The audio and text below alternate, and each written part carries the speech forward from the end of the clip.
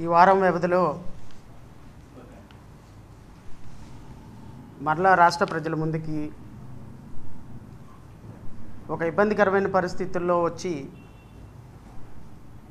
మళ్ళీ ప్రభుత్వాన్ని విమర్శ చేయాల్సి రావటం కొంచెం ఇబ్బందిగా అనిపించినా తప్పదు. ఎందుకంటే రాష్ట్ర ప్రజల కోసం, రాజకీయాలు మార్చే ఊసర వెల్లుల కోసం,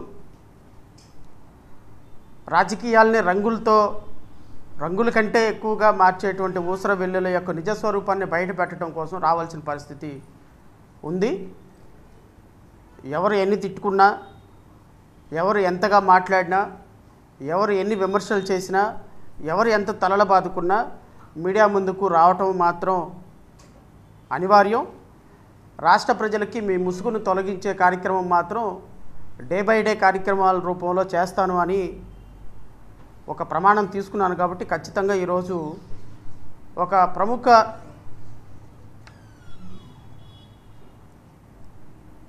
అంటే మోడర్న్ పొలిటికల్ సినారియోని కొత్త పుంతలు తొక్కించాలి, కొత్త రాజకీయం చూపించాలి, చెగోవీరా రాజకీయం చూపించాలి, శ్రీశ్రీ రాజకీయం చూపించాలి, అంబేద్కర్ రాజకీయం చూపించాలి, పూలే రాజకీయం చూపించాలి.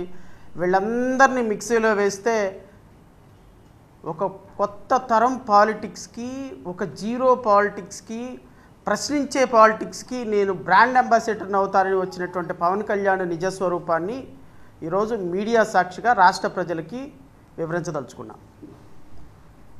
ఈరోజు గత ప్రభుత్వం ఏర్పడిన ఈ ప్రభుత్వం ఏర్పడిన దగ్గర నుంచి నేను చాలా సందర్భాల్లో ఈ ప్రభుత్వం యొక్క పాలసీస్ మీద నేను విమర్శ చేశాను. నేను వ్యక్తిగతంగా మళ్ళీ చెప్తున్నాను, వ్యక్తిగతంగా నేను ఎవరిని టార్గెట్ చేయాల్సిన అవసరం నాకు లేదు. ఈ ప్రభుత్వం గత ప్రభుత్వం ప్రతిపక్షంలో ఉన్నప్పుడు మేము ప్రతిపక్షంలో నుంచి పాలకపక్షంలోకి వస్తే ఏం చేస్తామో, ఎంత అద్భుతమైన పరిపాలన ఇస్తామో అని ప్రజలకి నమ్మపలికి ఈరోజు ప్రజలకు ఇచ్చినటువంటి మాటని బంగాళాఖాతంలో తొక్కేసి 100 కోట్ల రూపాయల వ్యాపారాలు చేసుకొని హైదరాబాదు, పూణేల్లో మీ యొక్క ఆస్తులు పెంచుకుంటున్న విధానం పట్ల నేను వ్యతిరేకం. బహుశా జనసేనకి కష్టపడి 100 కోట్ల రూపాయలు ఖర్చు పెట్టి ఆస్తులు అమ్ముకొని రోడ్డు మీద పడిన వాళ్ళు ఏమి బాగుపడ్డారో నాకైతే తెలియదు. కానీ నాకు తెలిసి జబర్దస్త్లో చక్కగా ఒక న్యాయ నిర్ణేతగా కూర్చొని కోట్ల రూపాయలు సంపాదించినటువంటి నాగబాబుకి మాత్రం ఒక మంచి పదవి దక్కింది. నీ సినిమాలకి క్లాప్లు కొట్టినటువంటి వాళ్ళకి మాత్రం తిరుమల తిరుపతి దేవస్థానంలో మంచి పదవులు దొరికింది. నీకు బాకా ఊదే వాళ్ళకి, నీ యొక్క అనుచరులకి, నీ సినిమాలకు పెట్టుబడులు పెట్టే వాళ్ళకి మాత్రం మంచి కార్పొరేట్ పదవులు అందిని. అది పవన్ కళ్యాణ్ యొక్క నిజస్వరూపం, జనసేన పార్టీ యొక్క నిజస్వరూపం. ఎన్ని 100 కోట్ల రూపాయలు నష్టపోయి ఈరోజు మీ పార్టీ కోసం కష్టపడ్డారో వాళ్ళందరినీ ఎవ్వరికి కూడా పదవులు రాలా, వాళ్ళందరూ బానిసలుగానే ఉండిపోయినారు. సరే, వాట్ ఎవర్ ఇట్ ఈస్, అది మీ పార్టీకి సేవ చేసే వాళ్ళ అంశం కాబట్టి నేను దాని గురించి మాట్లాడను. ఇలాంటి వ్యక్తులు రాజకీయాల్లోకి వస్తాము అని ఎవరో ఒకరి చేత ఒక 10 కోట్లు 20 కోట్లు ఖర్చు పెట్టించి వాళ్ళకి టికెట్ ఇవ్వకపోతే అది నాకు సంబంధం లేని అంశం. నేను దాని గురించి విమర్శ కూడా చేయను. ఎందుకంటే పెట్టేవాడు ఇష్టం, పెట్టించుకునేవాడు ఇష్టం, నమ్మినవాడు ఇష్టం, నమ్మకం కలిగించిన వాడు ఇష్టం. మోసం చేసేవాడు మోసపోయేవాడి కంటే తెలివిగలవాడు కాబట్టి వాడు మోసం చేస్తున్నాడు. అది మీ వ్యక్తిగతమైనటువంటి టాలెంట్కి సంబంధించి నేను మాట్లాడను. కానీ అధికారంలో లేనప్పుడు ఒక సమస్యని గుండెలకు అద్దుకొని, ఒక సమస్యని నెత్తి మీద పెట్టుకొని బోరుమని వెలిపించి పార్టీ వెళ్ళిపోయి ఆ సమస్యల కోసం పోరాటం చేసి పార్టీ నాయకులు వెళ్ళిపోయి ఆ సమస్యల్ని నెత్తికెత్తుకొని నేనే గనక అధికారంలోకి వస్తే బాధితులకి న్యాయం చేస్తా, నిందితులకు ఉరిశిక్ష వేస్తా, నిందితులకి మరణశిక్ష వేస్తా, నిందితులకి రోడ్డు మీదకి తీసుకొచ్చి బట్టలొప్పు తీసి కొడతా. అసలు ఇలాంటి ఒక వ్యక్తికి అన్యాయం చేసినటువంటి వ్యక్తులు ఈ రాష్ట్రంలో, ఈ దేశంలో, ఈ భూమి మీద తిరగటానికి అవకాశమే లేదని ఊగిపోయి మాట్లాడినటువంటి గౌరవనీయులైనటువంటి పవన్ కళ్యాణ్ గారి నిజస్వరూపాన్ని ఈరోజు మీడియా సాక్షిగా నేను మీకు ప్రదర్శించబోతున్నా. ఈ విధంగా గత ప్రభుత్వంలో అద్భుతంగా నటించి జీవించి బాధితుల్ని గుండెలకు హత్తుకొని బాధితుల యొక్క ఉసురుతోటి ఈ అధికారంలోకి వచ్చి ఎవరెవరైతే ఈ బాధిత మహిళకి నిందితులుగా ఉన్నారో వాళ్ళందరినీ జనసేన పార్టీలో జాయిన్ చేసుకొని 100 కోట్ల రూపాయలు పార్టీ ఫండ్ తీసుకున్నటువంటి పవన్ కళ్యాణ్ నిజస్వరూపం, జనసేన పార్టీ యొక్క నిజస్వరూపం ఈరోజు రాష్ట్ర ప్రజలు తెలుసుకోవాలి. ఎందుకు అంటే దీనికి ప్రత్యక్ష తార్కాణం సుగాలి ప్రీతి కేసు.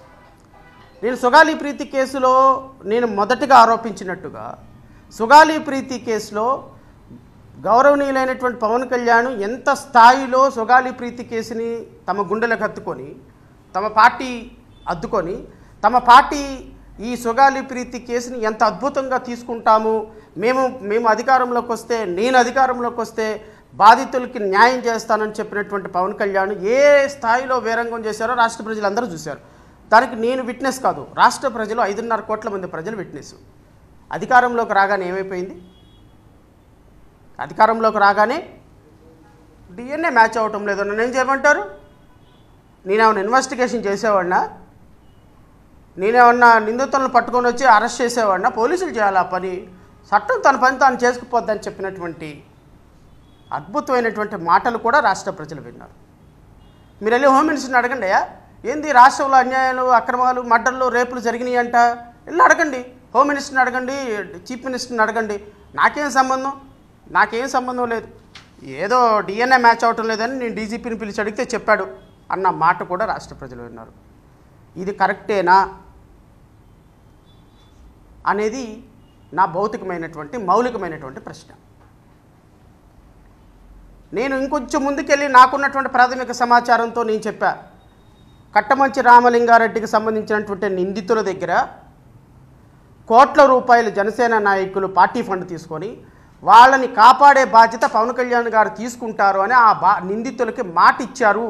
ఆ నిందితుల్ని పవన్ కళ్యాణ్ గారు కాపాడతారు, మీరు మంచిగా ఉండండి, ఇబ్బంది ఏమీ లేదని చెప్పారు అనేది నాకున్న ప్రాథమికమైనటువంటి సమాచారం. అదే సమాచారాన్ని రాష్ట్ర ప్రజలకు షేర్ చేసిన. జనసేన లాయర్లందరూ ఏకమైనారు, ఒక మీటింగ్ పెట్టుకున్నారు. జడా శ్రావణ్ కుమారు జైభీమ్రావ్ భారత్ పార్టీ పవన్ కళ్యాణ్ మీద ఒక అనుచితమైనటువంటి వ్యాఖ్యలు చేశాడు, ఏ విధంగా దీన్ని చట్టపరిధిలోకి తీసుకుపోవాలి, ఆరోపణలు చేశాడు, ఏ విధంగా చట్టపరిధిలోకి తీసుకుపోవాలి, నిరాధారమైన ఆరోపణలు చేశాడు, ఏ విధంగా చట్టపరిధిలోకి తీసుకెళ్ళాలి.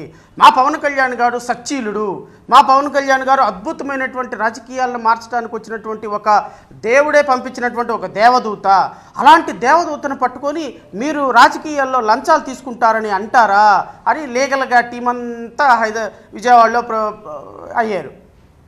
దాంట్లో కొన్ని పాజిటివ్ డిస్కషన్స్ వచ్చినాయి, కొన్ని నెగిటివ్ డిస్కషన్స్ వచ్చినాయి.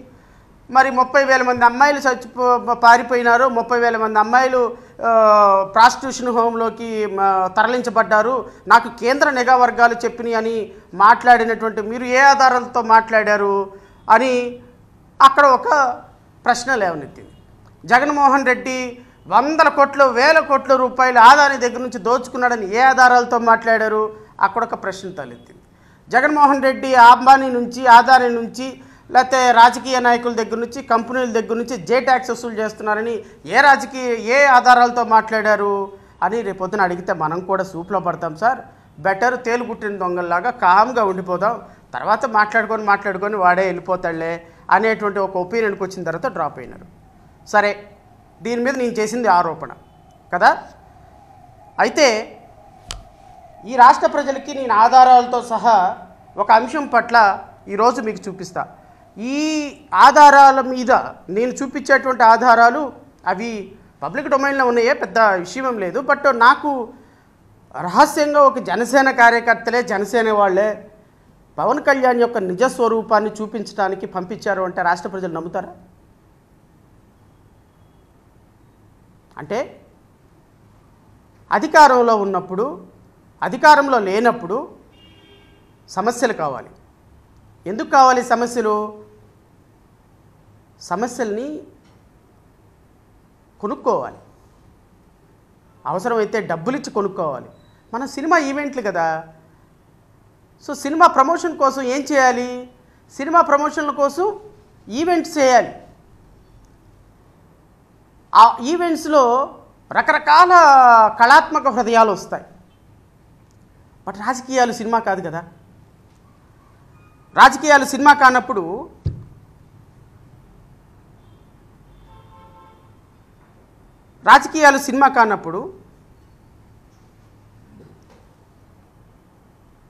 మరి ఒక సమస్యని కొనుక్కోవాల్సిందే కదా, ప్రమోట్ చేయాల్సిందే కదా. ఎందుకు? సినిమా హిట్ అవ్వాలంటే ప్రమోషన్ కావాలి, రాజకీయ పార్టీ హిట్ అవ్వాలంటే ఎమోషన్ కావాలి. ప్రమోషన్ ఏమో ఈవెంట్ మేనేజర్లు చేస్తారు, ఎమోషన్ ఏమో బాధితుల దగ్గర నుంచి కొనుక్కుంటారు. ఈ ఎమోషన్ పండించడానికి కర్త, కర్మ, క్రియ, నిర్మాత, డైరెక్టరు గౌరవనీయులైనటువంటి ఉప ముఖ్యమంత్రి గారు. ఈ ఎమోషన్స్తో రాజకీయాలు చేయటం, ఈ రాజకీయాలు చేసి ఎమోషన్స్ తోటి బాధితులను దగ్గర చేర్చుకున్నట్టు నటించి వాళ్ళకి 10వ పరకో ఇచ్చేసేసి ఆ సమస్యను కొనుక్కోవటం.